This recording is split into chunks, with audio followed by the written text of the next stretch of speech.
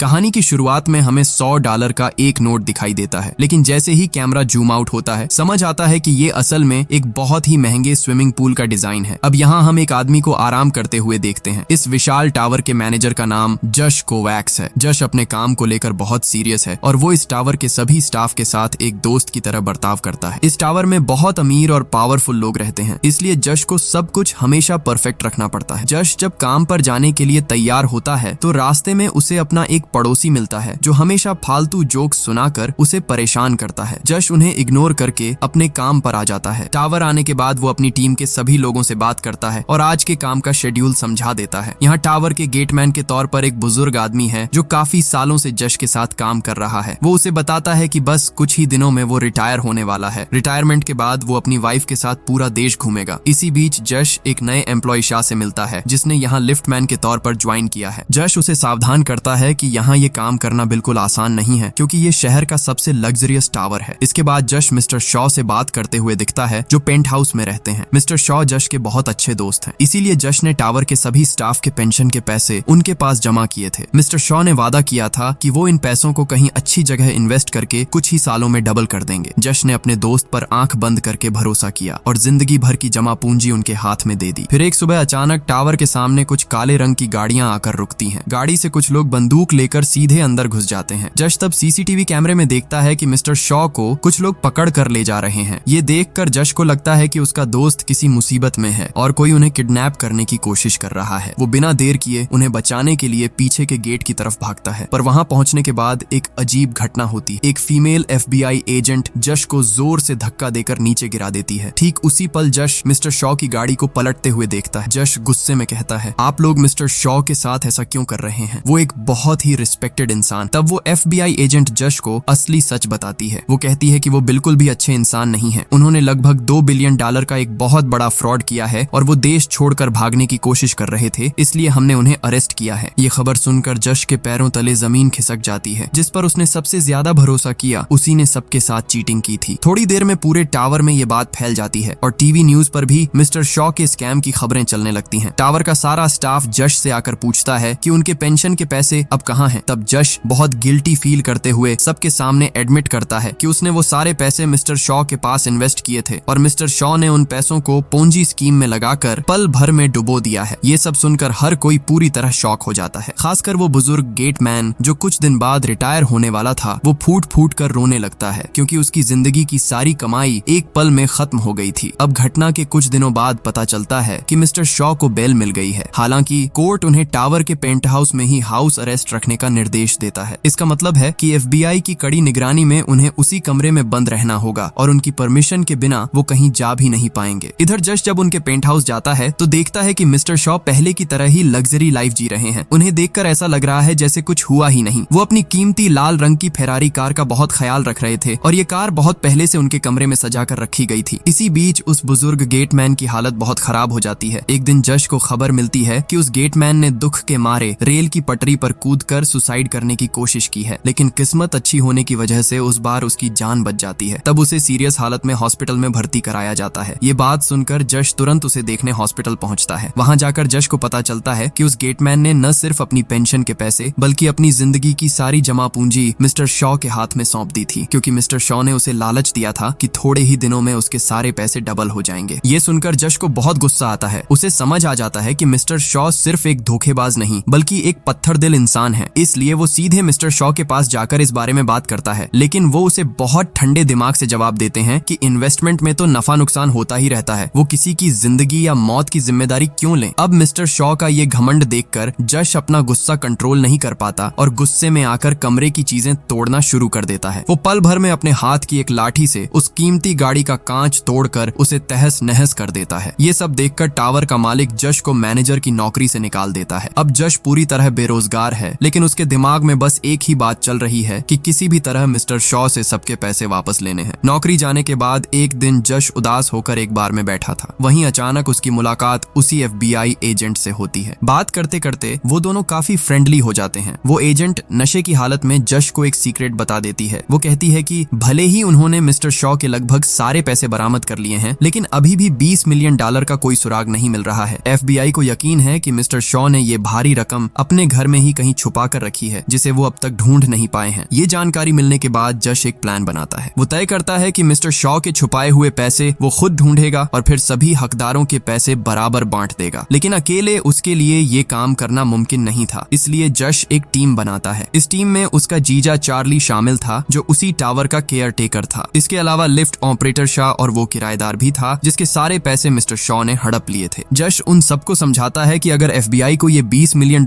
मिल गए तो वो सीधे सरकारी फंड में चले जाएंगे और आम लोगों को कुछ नहीं मिलेगा, इसीलिए अब उन्हें खुद ही ये पैसे चुराने होंगे। पर दिक्कत ये थी कि उनमें से किसी को भी चोरी करना नहीं आता था। इस काम में मदद के लिए जश को एक प्रोफेशनल चोर की जरूरत थी। तभी उसे अपने पड़ोसी स्लाइडर की याद आती है। इस स्लाइडर को कुछ दिन पहले ही पुलिस पकड़ कर ले गई थी, इसलिए जश जेल जाकर स्लाइडर की बेल कराता है और उसे चोरी का पूरा प्लान बताता है। अब जब स्लाइडर जश की टीम के बाकी मेंबर्स को देखता है तो वो जश को सीधा मना कर देता है। उसका कहना था कि इन अनाड़ियों के साथ चोरी करना तो दूर, इनसे एक मच्छर मारना भी मुमकिन नहीं होगा, क्योंकि इनमें तो एक दुकान से चॉकलेट चुराने की भी हिम्मत नहीं है। असल में जश की टीम के सभी लोग बहुत ही सीधे सादे और शरीफ इंसान थे, लेकिन जश के बहुत जिद करने पर स्लाइडर आखिरकार उन्हें चोरी की ट्रेनिंग देने के लिए राजी हो जाता है। वो उन सबको एक शॉपिंग मॉल में भेजता है और कहता है, जाओ तुम सब अपनी पसंद की कोई भी चीज चुरा कर लाओ। अब ये सुनकर मॉल जाकर हर कोई एक से बढ़कर एक मजेदार कांड कर देता है। नया लिफ्टमैन शाह एक जोड़ी जूते के फीते चुरा लाता है और चार्ली डरते डरते एक जैकेट उठा लाता है। स्लाइडर उनकी ये चोरी देखकर जरा भी इम्प्रेस नहीं होता, लेकिन उसे ये समझ आ जाता है कि ये लोग अपने डूबे हुए पैसे वापस पाने के लिए जान भी देने को तैयार हैं। इसलिए वो उन्हें लेकर अपना मेन प्लान शुरू करता है। स्लाइडर उन्हें टावर के सिक्योरिटी सिस्टम और CCTV कैमरों को चकमा देने की तकनीक सिखाता है। इसी बीच जश को एहसास होता है कि सिर्फ बिल्डिंग में घुसना ही काफी नहीं होगा, उन्हें ये भी पता लगाना होगा कि मिस्टर शॉ के छुपाए हुए $20 मिलियन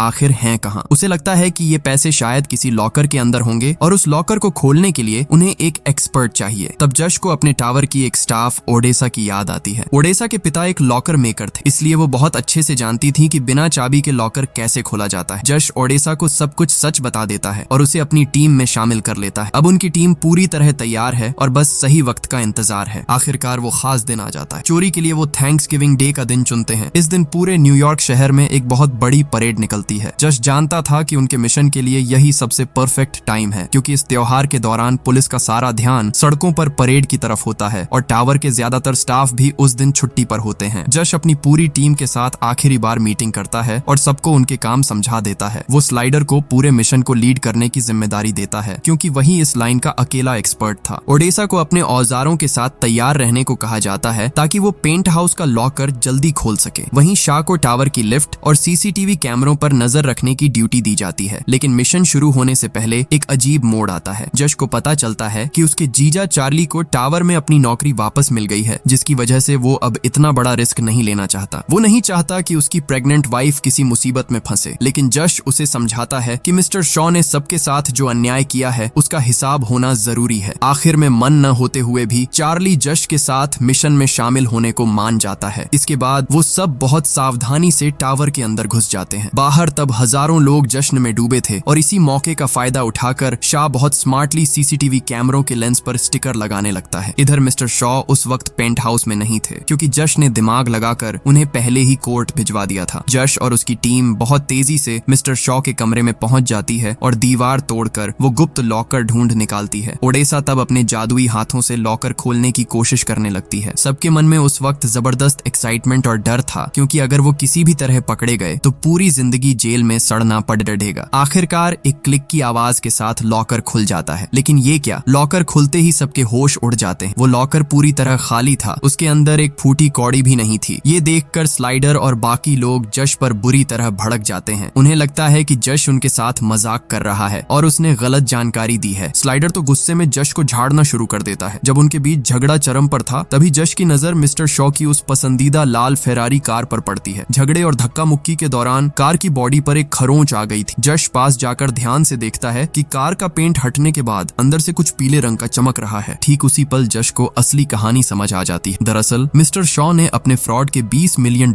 किसी लॉकर में नहीं रखे थे, बल्कि उन्होंने उन पैसों से सोने की एक पूरी कार बनवाकर सबके सामने सजा दी थी। भाई साहब, सोचो ये बंदा किस लेवल का मास्टरमाइंड था। ये अविश्वसनीय नजारा देखकर सब दंग रह जाते हैं। उन्हें समझ आता है कि ये पूरी फेरारी कार असल में शुद्ध सोने की बनी है और इसकी कीमत उनके बकाया पैसों से कहीं ज्यादा है। अब जब ये पक्का हो गया कि कार प्योर प्योर गोल्ड की है तो जश और उसकी टीम के मन में डर बैठने लगता है, क्योंकि इतनी बड़ी गाड़ी को छुपाकर बाहर निकालना नामुमकिन था। उनके साथ मौजूद उस किराएदार ने हिसाब लगाकर बताया कि इस कार की कीमत 20 मिलियन नहीं बल्कि 45 मिलियन डॉलर है। तब स्लाइडर झट से आइडिया देता है कि क्यों न कार के पार्ट्स अलग अलग खोल लिए जाएं। लेकिन जश राजी नहीं होता। वो कहता है कि उनके पास वक्त बहुत कम है और इस गाड़ी को हर हाल में यहाँ से नीचे उतारना होगा। अब सबसे बड़ी चुनौती थी पेंट हाउस से कार को नीचे ले जाना। जश देखता है कि पेंट हाउस की खिड़कियां साफ करने के लिए बाहर एक मैकेनिकल लिफ्ट लगी है। वो फैसला करता है कि इसी ट्राली का इस्तेमाल करके वो कार को नीचे उतारेंगे। प्लान के मुताबिक वो सब मिलकर पेंट हाउस के बड़े बड़े कांच हटा देते हैं। इसके बाद कार के पहियों और बॉडी को लिफ्ट के मजबूत स्टील केबल्स से कसकर बांध दिया जाता है। फिर स्लाइडर और जश मिलकर कार को खिड़की के बाहर धक्का दे देते हैं। अब नीचे कुछ मंजिल बांध ही उस किराएदार का फ्लैट था। उनका प्लान था कि कार को लटकाकर उस फ्लैट की खिड़की के अंदर घुसा दिया जाए। जब कार बाहर लटक रही थी तो हवा की वजह से वो झूलने लगती है। ठीक इसी समय टावर के सिक्योरिटी गार्ड और FBI एजेंट्स अलर्ट हो जाते हैं और पेंट हाउस की तरफ बढ़ने लगते हैं। जश समझ जाता है कि उनके पास अब 1 मिनट का भी समय नहीं है, इसलिए वो और स्लाइडर उसी लटकते हुए तार के सहारे नीचे उतरने लगते हैं ताकि कार को धक्का देकर फ्लैट की खिड़की की तरफ धकेला जा सके। इधर चार्ली पहले ही नीचे वाले फ्लैट में पहुंच गया था। गाड़ी जब खिड़की के सामने आती है तब चार्ली और जश मिलकर खिड़की के रास्ते गाड़ी को उस कमरे के अंदर खींच लेते हैं। ये काम काफी मुश्किल और रिस्की था, लेकिन वो किसी तरह गाड़ी को उस फ्लैट के अंदर सेफली ले आते हैं। अब FBI जब मिस्टर शॉ के पेंट हाउस में घुसती है तो उन्हें पूरा कमरा खाली मिलता है और लॉकर भी खुला हुआ दिखता है। वो लोग इधर उधर तलाश करने लगते हैं, लेकिन सोने की फेरारी का कहीं कोई सुराग नहीं मिलता। जश अब अपनी टीम से कहता है कि गाड़ी को यहाँ ज्यादा देर तक नहीं रखा जा सकता, क्योंकि FBI किसी भी वक्त इस फ्लैट की भी तलाशी ले सकती है। इसलिए उनका अगला टारगेट गाड़ी को बिल्डिंग के एकदम नीचे ले जाना था ताकि वो उसे टावर से बाहर निकाल सकें। चार्ली पहले तो ये रिस्क लेने से डर रहा था, लेकिन गाड़ी की कीमत सुनकर वो भी जश की मदद करने के लिए राजी हो जाता है। अब गाड़ी को यहाँ से बाहर निकालना वाकई एक चैलेंज था। चार्ली कहता है कि यह गाड़ी किसी भी हाल में लिफ्ट के अंदर नहीं आएगी, लेकिन जश ने यह बात पहले ही सोच रखी थी। वो बताता है कि गाड़ी को लिफ्ट के अंदर डालने की जरूरत नहीं है, बल्कि वो उसे लिफ्ट की छत के ऊपर रखेंगे। प्लान के मुताबिक वो गाड़ी को लिफ्ट के दरवाजे के सामने लाते हैं। ठीक उसी समय जश को गाड़ी के अंदर मिस्टर शॉ की एक सीक्रेट डायरी मिलती है। इस डायरी में मिस्टर शॉ के सभी इल्लीगल लेन देन और जालसाजी के सबूत लिखे थे। जश को समझ आ जाता है कि यह डायरी मिस्टर शॉ को जेल भेजने के लिए काफी है, इसलिए वो उसे सावधानी से अपनी जेब में रख लेता है। इसके बाद वो सब मिलकर बड़ी मेहनत से उस भारी सोने की गाड़ी को लिफ्ट की छत पर चढ़ा देते हैं। अब lift operator Shah control room से लिफ्ट को मैन्युअली नीचे उतारने लगता है, लेकिन तभी एक अनहोनी हो जाती है। मिस्टर शॉ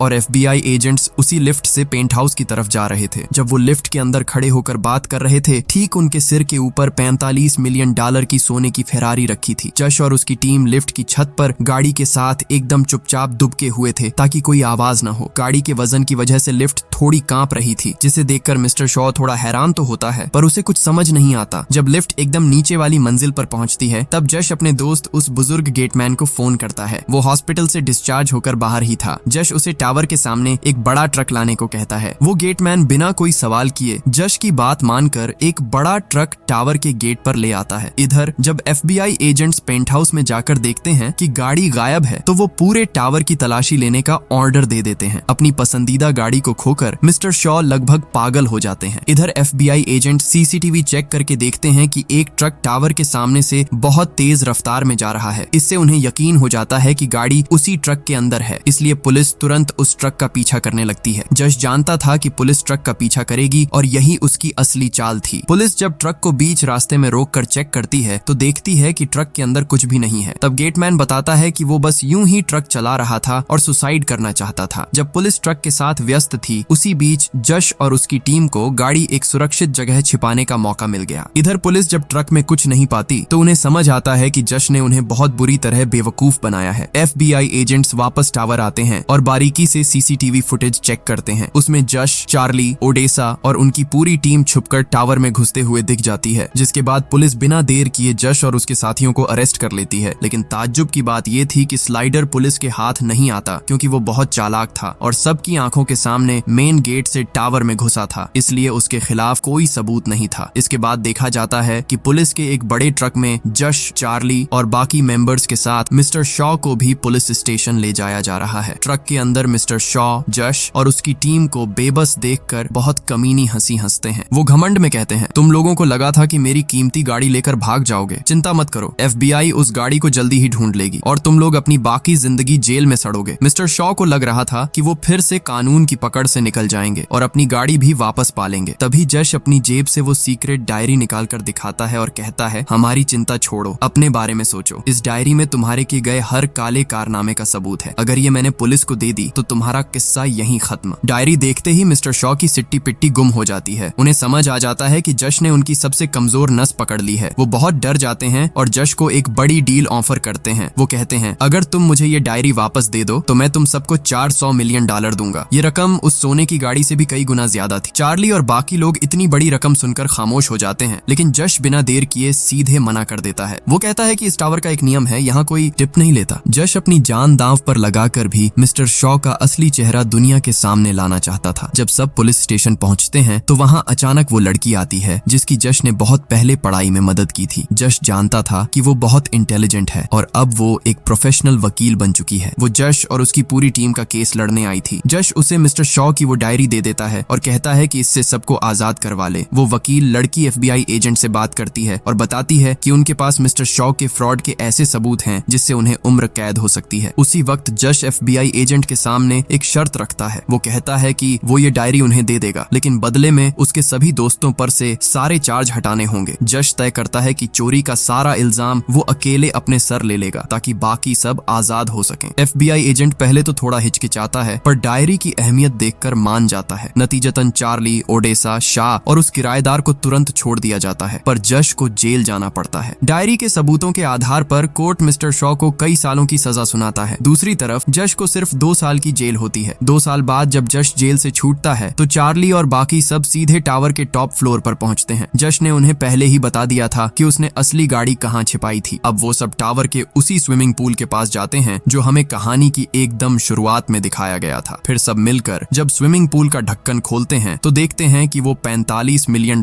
की सुनहरी फेरारी यहीं छुपी हुई है। जश ने असल में बहुत दिमाग लगाकर गाड़ी को इतने दिनों तक पानी के नीचे छिपा कर रखा था ताकि पुलिस या FBI में से किसी को भी उसका पता न चल सके। अब उनके पास ये विशाल संपत्ति थी जिससे वो सबका खोया हुआ पैसा आसानी से वापस पा सकते थे। यहाँ दिखाया जाता है कि वो फेरारी गाड़ी अब जश के दोस्तों के पास है। जश भले ही अभी जेल में था, लेकिन उसके प्लान के मुताबिक सब कुछ एकदम ठीक चल रहा था। हालांकि सोने की पूरी गाड़ी बेचना बहुत रिस्की काम था क्योंकि पुलिस या FBI बहुत आसानी से उन्हें पकड़ सकती थी। इसलिए उन सब ने मिलकर एक तरकीब निकाली। उन्होंने कार के हर एक पार्ट को अलग अलग कर दिया। पहियों की रिंग से लेकर इंजन के छोटे छोटे हिस्सों तक सब कुछ ठोस सोने का बना था। इसके बाद उन्होंने एक लिस्ट बनाई। इस टावर में जितने भी स्टाफ थे और जिनके पेंशन के पैसे मिस्टर शॉ ने धोखाधड़ी से हड़प लिए थे, उन सब के पास एक एक करके गिफ्ट भेजे गए। उस बुजुर्ग गेटमैन के पास भी एक खास पार्सल पहुंचता है जिसने पैसों की तंगी की वजह से अपनी जान देने की कोशिश की थी। जब उसने पैकेट खोलकर देखा तो उसके अंदर सोने का बना हुआ एक कीमती पार्ट रखा था। ये नजारा देखकर उसकी खुशी का ठिकाना नहीं रहा क्योंकि सिर्फ इस एक चीज को बेचकर ही उसे अपनी जिंदगी भर की सारी जमा पूंजी वापस मिल जाएगी। सिर्फ गेटमैन ही नहीं, टावर के क्लीनर से लेकर सिक्योरिटी गार्ड तक सबके घर इसी तरह सोने के पार्ट्स पहुंचा दिए गए। ओडेसा, शाह और उस किराएदार को भी उनके हिस्से का सोना मिल गया। अब उनमें से कोई भी गरीब या बेबस नहीं था। सबकी जिंदगी की तंगी दूर हो चुकी, यहाँ तक कि चोर स्लाइडर को भी उसके हिस्से की पेमेंट दे दी गई। दूसरी तरफ चार्ली के घर में अब एक नन्हा मेहमान आ चुका था। चार्ली अपनी फैमिली के साथ बहुत सुख से दिन बिताने लगा और यहीं पर यह कहानी खत्म हो जाती है।